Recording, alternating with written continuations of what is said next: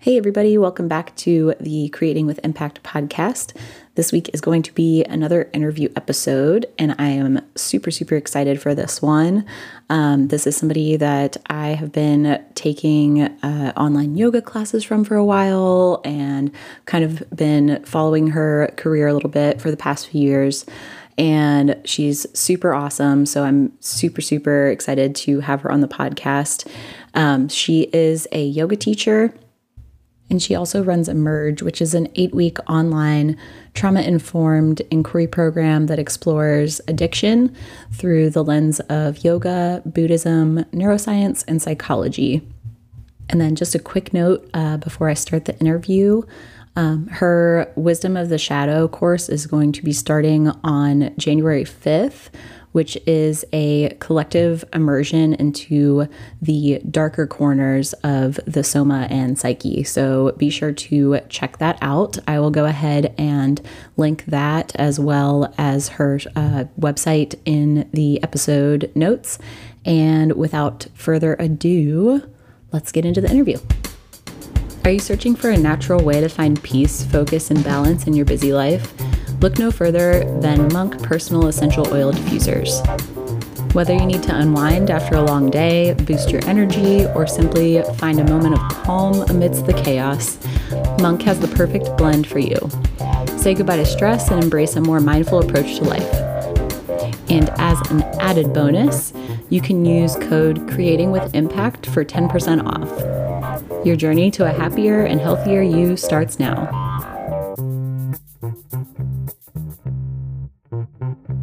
Whenever I first came to yoga, the first time I ever did yoga, I was in a drug and alcohol rehab.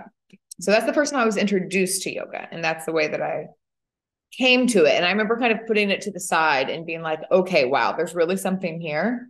But, and if I ever get sober, and I wasn't planning on it, then I'd come back and sort this out, because they felt like two very different lives.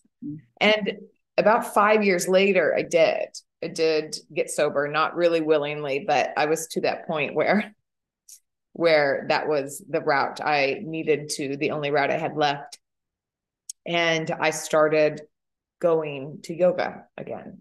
I was living at a sober living house, and I think I had found like one of those 30 days for $30 or 30 days free or something like that in downtown Austin. It was at Wanderlust Austin.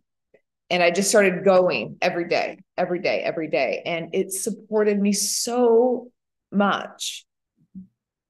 And I mean, I can talk about that later, about the hows and the whys, but it really just, to someone who was in this, really dark addiction, it really just felt like magic. It just felt like, I don't know why this is working, but it was so supportive. So that was a really big trajectory. And I ended up getting doing my teacher training in that same studio, probably, I don't know, 6 months, a year later or something. It had just rapidly shifted my life, among many other things. And I wanted to stay really close to it. And I didn't know if I would teach. I didn't really know. I didn't have any plans. I didn't know. I was starting fresh with my life. And I just knew that I needed to be close to a yoga practice. So that's how that began. That makes total sense. Yeah. So in terms of like how, kind of getting a little bit into the hows and whys, what were some of the specific things that you noticed, like when you first started going, in terms of like how it was helping you, in terms of kind of like the community around yoga? Because I've kind of noticed that, especially in Austin too. I feel like there's such a big community of people like practicing, teaching, and a bunch of different kind of like resources around that. Yeah. And yoga is so broad. There's so many different styles. But for me, just from the get-go, oh man, well, with my addiction, I was so separate from everything. So I really think that these little tiny movements of connection, internal connection, like a breath and a movement, like inhale, lift your arms. Like, I don't want to underestimate the power of little things like that. And really, it's somatic. It's really just a somatic connection of getting back in touch with my body, because I was absolutely not in touch with much of anything. So breath and movement, being able to move in community, there's a really palpable energy to that as well, especially kind of coming out of, lots of shame. So there's probably a piece of that. There was probably some somatic connection to breath and music. I had really good teachers that weren't just doing a physical asana practice. They were always bringing in some really interesting inquiry or questions around, life. And I so remember being in there in class, and I'd be like, how do they know? Like, how do they know? Like, they would say something that felt so personal to me. So I started to also learn how, oh, this is part of the human condition, so all these little things that feel kind of little, but they were all compiled and happening like in that 1 hour of my day. Like it seemed like this really dense shift of something that was in a very big contrast to the rest of my life. And I think that was, that's what made it so, whoa.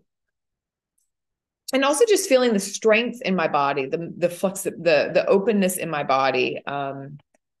I've always been, whenever I was younger, I was really into sports. Like I was quite connected to my body, and then that just got lost along the way. So I think reopening that relationship was also a really powerful thing for me. Yeah, definitely. So kind of in like the inquiry portion of the yoga classes, did you ever encounter like any sort of resistance to that, or was pretty much everything that they were saying just kind of like resonating with you? And that, or if there's any resistance that you encountered in other areas too, how did you kind of like overcome that?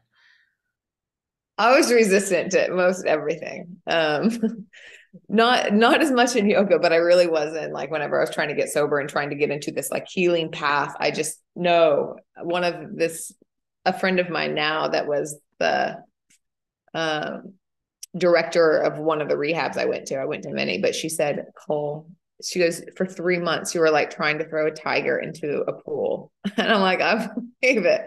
That was kind of my MO. But yoga felt like it softened me, and it was speaking to a lot of the same things like in the recovery world, but it was wrapping it up in, I guess, a little bit of a different terminology. So I guess a lot of the recovery world was AA focused, and I had a lot of resistance around any sort of religiosity terminology. But for some reason, I could then absorb kind of the same message, but with different lingo around it in the yoga world. But it's still tilted. So it's still happening in the yoga world a little bit whenever it would tilt too far into things like souls. And, like it could get a little bit too much on that side as well. But for the most part, I was able to connect with these concepts of recovery and wholeness and things like this, but I was able to do so in a better way. And I couldn't just go into any yoga class and I'm like, yeah, whatever, because you've likely been to many yoga classes and you just don't resonate with everyone. But Austin has some great teachers. And I was getting in front of some great teachers. I was going to Shelby at Be Free Yoga a lot, Giaconda Parker, downtown at Wanderlust. I was just really grounded and authentic. And that was my style. Grounded, authentic. I'm not trying to be this super spiritual person or this whatever. It's just like, no, it's muck and it's grit. And, that is what resonated with me. Mm-hmm. So I wasn't just fully open. I was more open than I was in the recovery world. Mm-hmm. And I think that a lot of my mission throughout this whole time is to try to blend those two. Yeah, definitely. I feel like sometimes like the more spiritual part of yoga is really, really awesome for some people. And then sometimes it's just like it starts to kind of like, I guess, like for lack of a better phrase, kind of like turn people off because they kind of start seeing it as like, oh my gosh, I have to be like religious. And that's totally not not how it is at all. Yeah, it can totally backfire. And again, it just it's the same template of a lot of religion, just put in different verbiage, and when sometimes it looks so similar in certain ways, and this seeking something outside of us, seeking this purity, or yeah, then it's really the same thing in a different costume. So I like to Exactly. kind of bring that all back down to earth. And that is what I was resonating with whenever I was looking for teachers as well. I Hmm. didn't have words for it at that point, but I was just like, yeah, that's what it was. Hmm. What are some like, I guess, common misconceptions that you've dealt with, either in the addiction recovery realm or in the yoga realm, or both? Mhm. And then, like, how did you kind of like deal with those misconceptions? Yeah, well, I think that there's definitely misconceptions everywhere. There's stigma, there's stereotypes. For like the recovery world, it would be what an addict looks like or what an alcoholic looks like. Like most of us can probably close our eyes and might we may come up with a similar picture of what that looks like, which really keeps us from seeing like the addict part in all of us, like that we all have this part of us that wants, rather than saying like an addict looks like that or an alcoholic looks like that, and then we can separate ourselves. But really we all have this part of us that wants, this part of us that craves, and it comes out in many, many different ways. And we're all on that spectrum somewhere. Buddhist cosmology talks about that. They call it the hungry ghost, that it's this part of us that all of us have, and it just looks differently. But the stigma happens whenever we think that it's them and not me, or me and not them. So that's a really big misconception. I really try to speak to that in Emerge a lot. One of the recovery programs that I run, that is, this is a human thing. We have to pull it back into being human. It pulls us out of shame, and it also pulls us down from a pedestal and like puts us all in the same boat, which is very important. So that's kind of a big piece there. And in the yoga world, that yoga has to look a certain way. And damn, I mean, marketing has done such a great job at making yoga look like it needs to be a certain way. So it's, yeah, a slow unwind and relearning of what it is and how many different ways it can look. And it doesn't even have to be asana, the postures being only one thing. Um, yeah, that it's really about, kind of reconnecting and coming back to wholeness in a way. And that happens in so many different ways. And the longer that I'm on this path of yoga and, other paths, Buddhism, different things like this, is that the branches just get wider. It just gets bigger and bigger and bigger, rather than it being like, oh, yoga is like this. Like the more I stick with it, the broader it gets. And I'm like, oh my God, I'm never going to be bored. So, Definitely.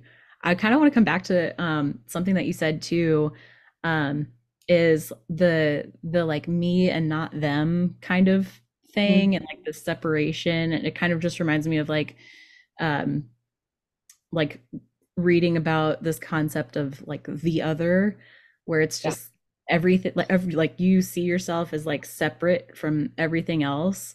And I feel like, I mean, I don't know if you also feel this way, but I feel like it could just be kind of one of the main underlying things that can cause all of these issues, like whether it's addiction or depression or anxiety or just like anything related to like mental health, or just honestly Mm-hmm. how the world kind of interacts with itself.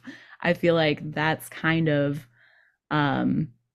just like this common issue that I feel like everyone and like every country and like everything just like deals with, and it ends up just causing way more issues. I wonder if you could like talk a little bit more about that too.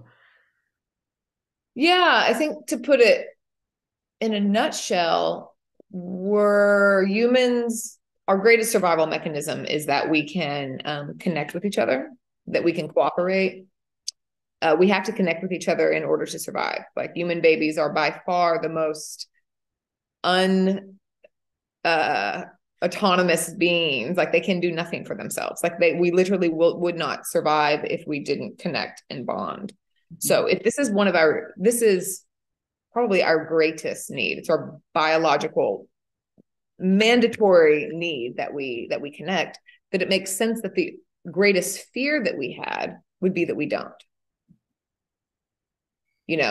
so the flip side of that is we all have some sort of story of not belonging, some sort of story about being other than this separate self. And, in Buddhism, they talk about like the self, the illusion that we have of ourself is one of the greatest sources of suffering, that we think that we are different from everybody else in the way that we separate. And then the way that we're always trying to get past that separation, but we get stuck in lots of places, either trying to belong or trying to stay separate. So you can kind of imagine how that really drives our behavior through our life. Like, how do we try to connect? And then how do we try to hide from the fear of not connecting? Like, it's kind of like the whole drama, the whole human drama. Definitely. Yeah.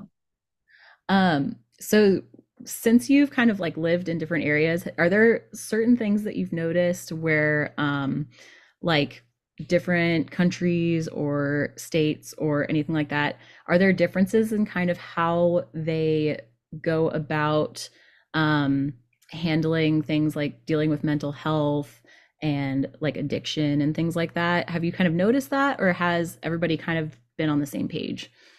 Oh no, it's definitely all over the board. And I don't know, I don't have like a meta-analysis on this, but it would be really interesting. It's something I've always wanted to do, was to figure out like what it was like to be,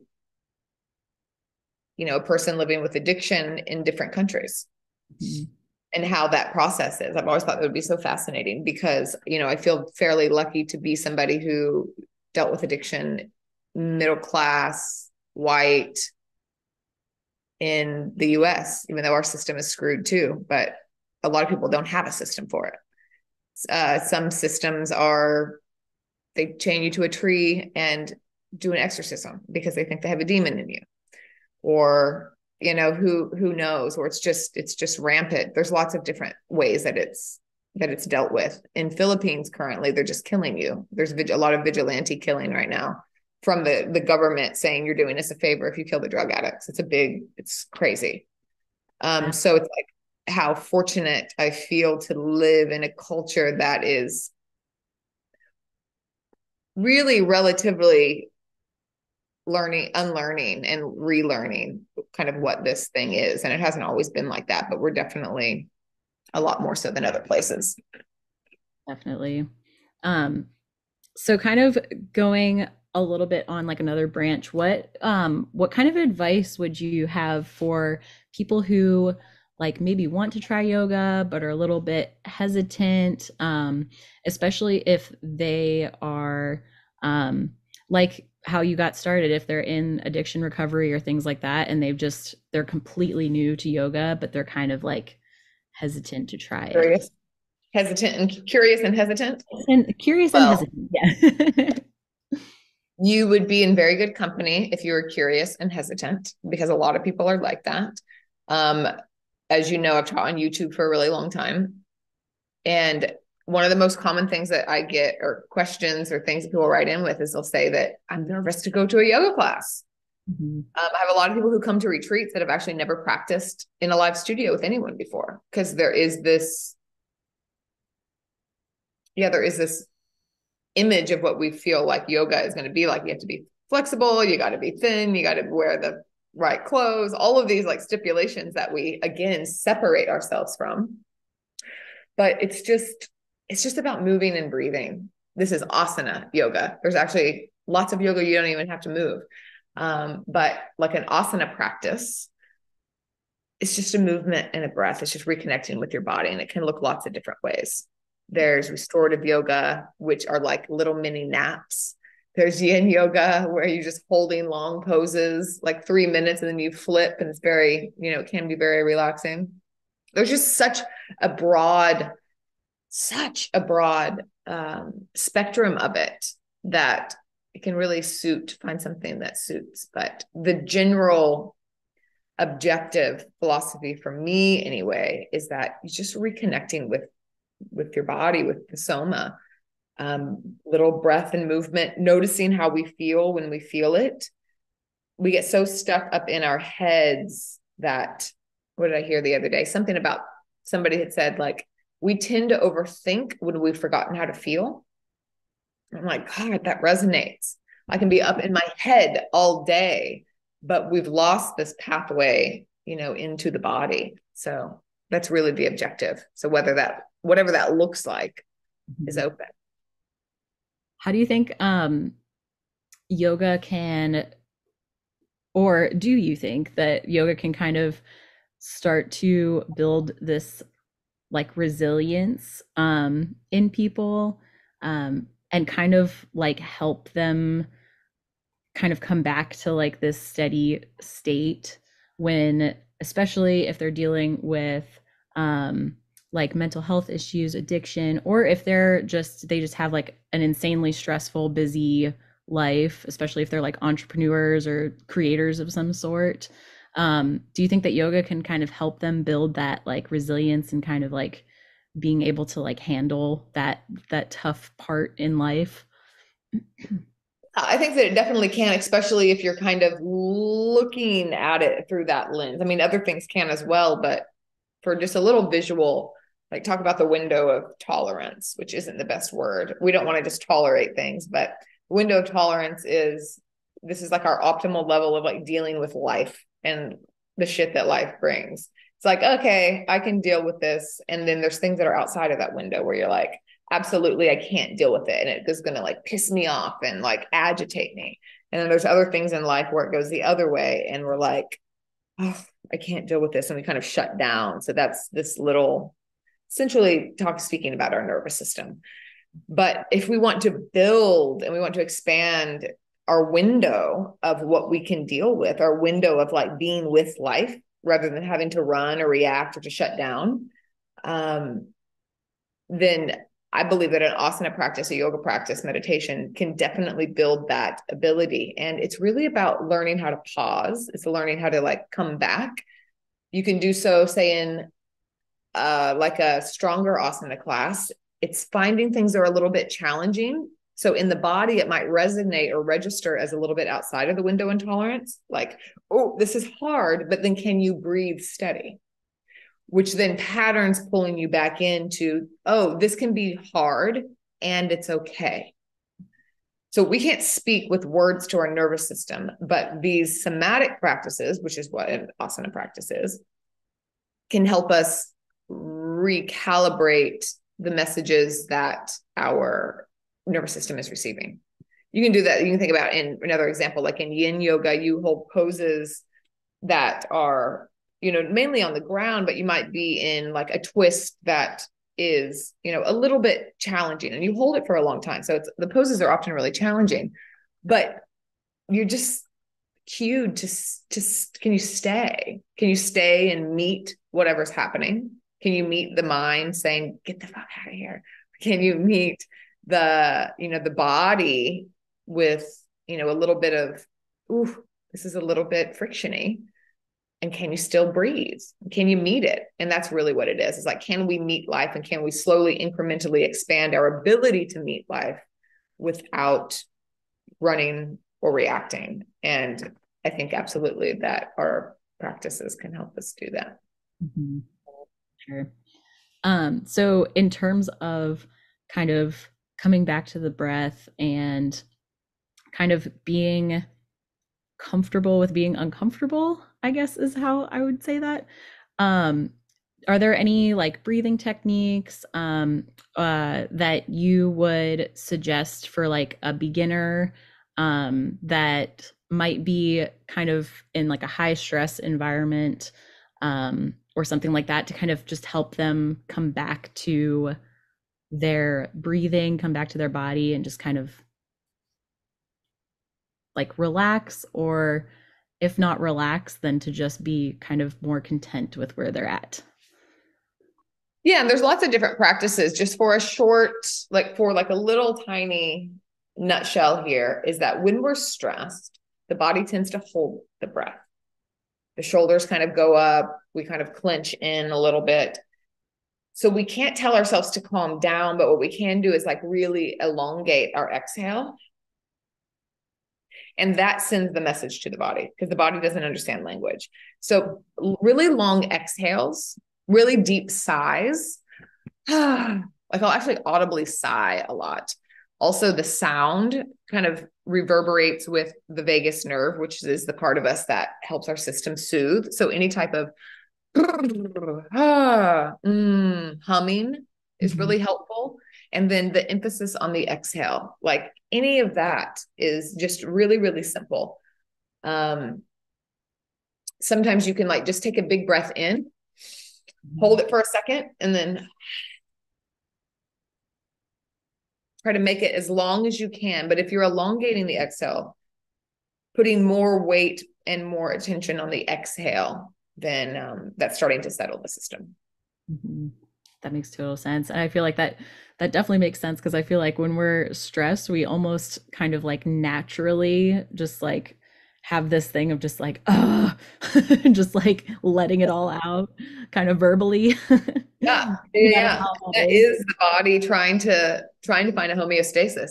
Yeah. Like, oh, Just get it out. like this Um, excess energy. That's yeah, for sure.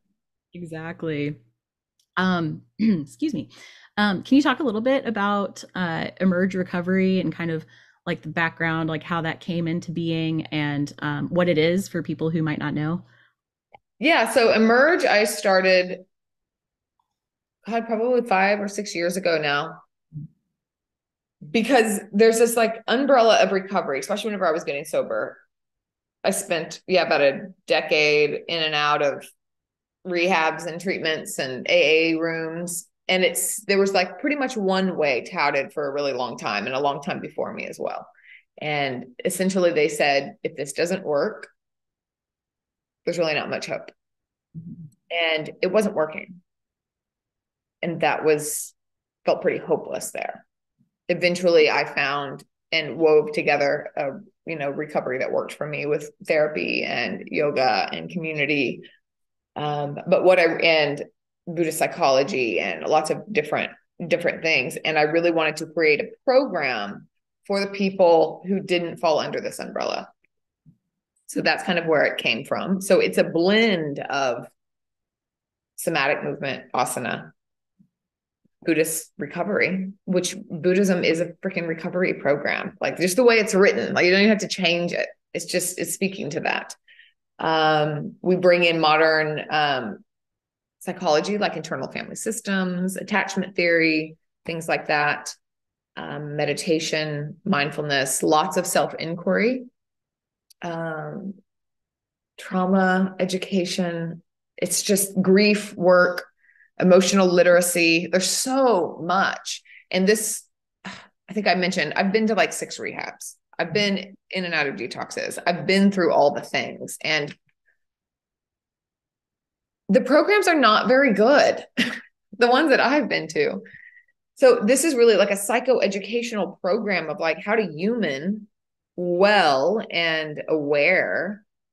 And we have a lot of people, probably 60 to 70% of people come in with some sort of disharmonious, harmonious substance relationship. But we have a lot of people that come in for their self relationship, for a relationship with food, sex, technology. Like there's just a zillion different ways that we do this thing. And it's a way in which we're running from ourselves or running from a reality that doesn't feel good. So we find these other ways to soothe ourselves. So that's what the program is. It's a deep self-inquiry program and it's a deep collective inquiry program. We do it together. That's so awesome. With addictions not necessarily being like alcohol or drug related, it can be like so many different things. And I think that's something that like a lot of people don't really like think of when they hear the word addict. They like you said earlier, they kind of just picture like what an addict looks like in their head as soon as they hear it. So I think that's really, really awesome that you have that program and you're kind of coming at it from like all of um these different like areas. Yeah, and it's not, and a lot of people are in AA and then they supplement. Like I'm not against AA. It didn't work for me, But I do pull in some, you still use their one-liners. They're embedded in me for the rest of my life. I think they're little slogans. But pull in pieces of that as well. It's just, yeah, we all have this addict part of us. It's part of being a human. It's in our wiring.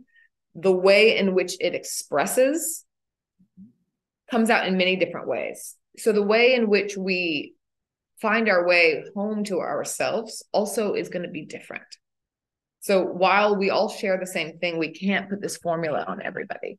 So I think that that's a big component. And it's really just about asking the hard questions and being willing to answer them honestly and listen to what you hear. Mm-hmm. And that's a continual recalibration.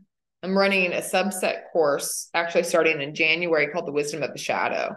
And this is, we're going to look at, it's really just doing some shadow work here. And we're pulling in, getting some really granular with some of these emotions that we tend to hide. So we're looking at anger, envy, grief, and shame. And these are some of the things that we don't, think anyone's going to clap for.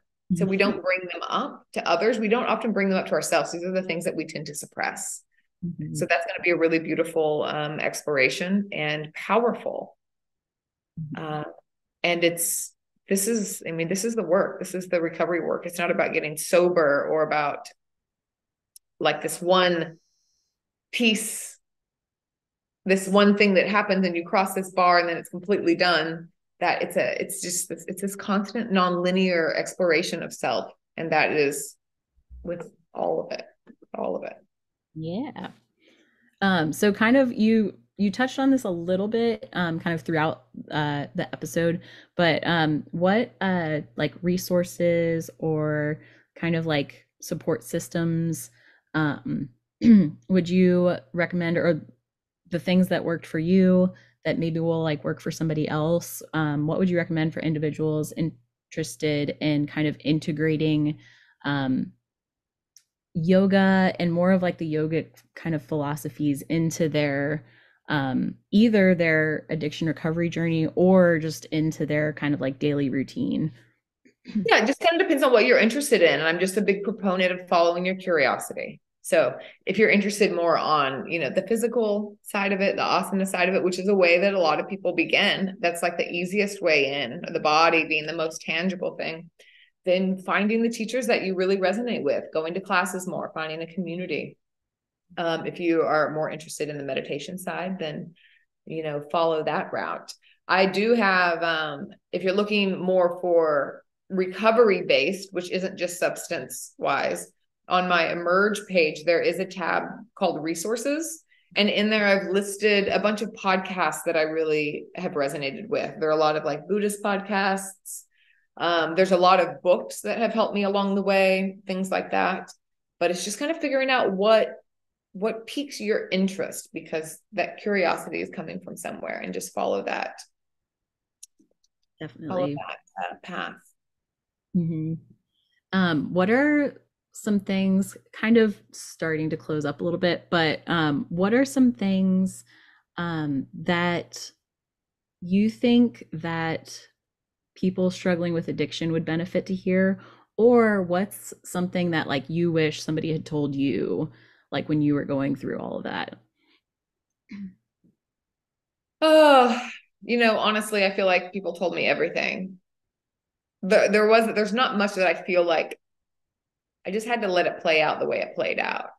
It was more about me not listening, and not being ready to listen. But maybe something like, I wouldn't have listened to it, but something like, there are things that you cannot see from where you're sitting. Like there's a life and there's possibilities that you can't even imagine. Because I think that I kept trying to see what I could see, and I couldn't see through the lens of the denial that I was in. So I was calling bullshit on everybody saying that like this other life was possible, or that it would be like sobriety, recovery would be anything I would want. Like I thought it was gonna be horrible. Like I literally was so in denial. And I think just that reminder maybe of like, there's possibilities that you can't even fathom. and just to allow myself to have a little bit of opening, leave a little bit of space for possibility, which I wasn't doing. I was trying to know what everything was. So I think that that would have been really supportive if I would have listened, but I probably wouldn't have. I love that. I feel like that's good for like everyone to hear, honestly. Yeah. Still, I try to tell myself that now still when I'm like, for sure, like, it's like this, it's never going to be like this. Like, I have to watch myself when I use that like black and white language. It'll be like this forever. Yep. It'll never be like this. Like, we just don't know. It's like saying the always or never, I feel like is always like I literally just said always, but that's I feel like something that is kind of it's a good like trigger word to kind of set off in your brain and be like, wait a second, is it always like this? Or like, is it never gonna be like this? Really? But There's some big red flags. yeah, for sure. Um, so for people interested in learning more, either about Emerge or your yoga classes or trainings or workshops, where can they go to like follow you, or kind of like catch up on what you've been doing? Yeah, I would just head to my main website. I've got lots of little things going on, but coldchanceyoga.com. And that'll have all of it on there. So that has my Emerge program. You can get there from there. Tons of free YouTube classes, yoga teacher trainings. So there's lots of branches from there. Awesome. Sweet.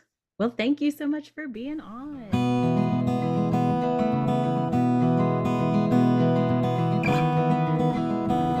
As always, you can find me at creatingwithimpact.com or on Instagram at creatingwithimpactpod. You can also check out Creating with Impact on Patreon at patreon.com/creatingwithimpact, where you can become a subscriber and get all sorts of extra content and resources. 10% of all of our Patreon proceeds benefit Mental Health America, which advances the mental health and well-being of all people living in the U.S. through public education, research, advocacy and public policy, and direct service. Leave a 5-star review wherever you listen to this podcast or join our Patreon, and we'll give you a personal shout out on the show. As always, if you have any stories or successes you'd like to share, or if you'd just like to get in on the conversation, you can email creatingwithimpactpod@gmail.com.